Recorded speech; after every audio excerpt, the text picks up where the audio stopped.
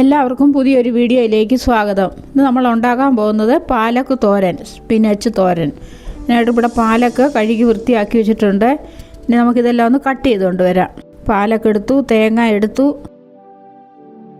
മഞ്ഞൾ, കടുക്, ജീരകം, ഉപ്പ്, പച്ചമുളക്, വെളുത്തുള്ളി, ചുവന്നുള്ളി.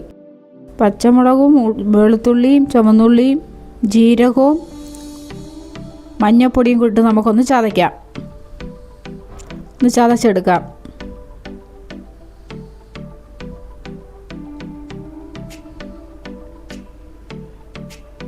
ഇനി നമുക്കിതിനകത്തോട്ട് എടുത്ത് വെച്ചേക്കുന്ന തേങ്ങയോട്ടിട്ട് ചതയ്ക്കാം.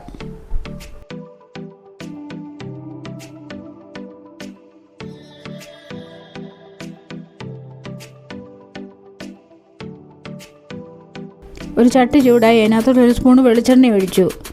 വെളിച്ചെണ്ണ ഉരുകി വരട്ടെ.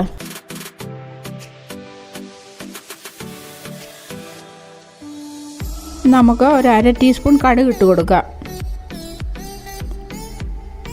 കടുക് പൊട്ടി വന്നിട്ടുണ്ട്.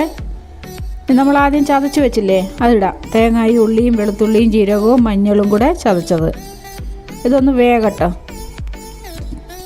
ഇപ്പം നമുക്ക് ചെറുതീയിലിടാം.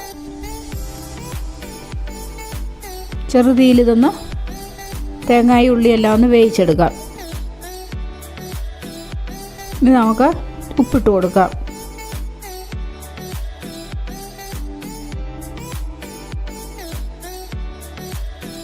നമ്മൾ അരിഞ്ഞു വെച്ചിരിക്കുന്ന പാലക്ക് ഇട്ട് കൊടുക്കാമേ.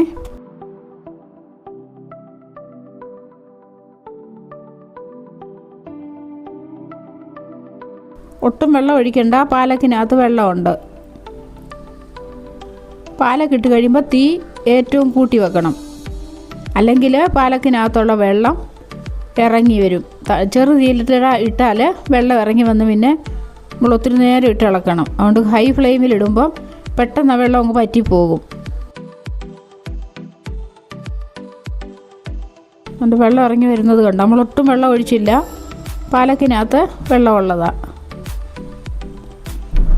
ഈ വെള്ളമെല്ലാം നമുക്ക് പറ്റിച്ചെടുക്കണം.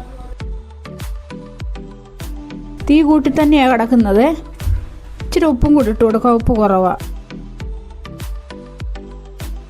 നമ്മൾ ഇളക്കി അടച്ചു വെക്കണ്ട. ഇളക്കി ഇതിൻ്റെ വെള്ളമെല്ലാം പറ്റിച്ചെടുക്കണം. ഇപ്പോൾ വെള്ളമെല്ലാം പറ്റി അവിടെ തോരൻ റെഡിയായി. ഒരു പാത്രത്തിലോട്ട് വിളമ്പിയെടുക്കാം. ചോറിനൊരു തോരൻ. എല്ലാവരും ഇങ്ങനെ ഉണ്ടാക്കി നോക്കണേ. വീഡിയോ കണ്ടതിന് താങ്ക് യു.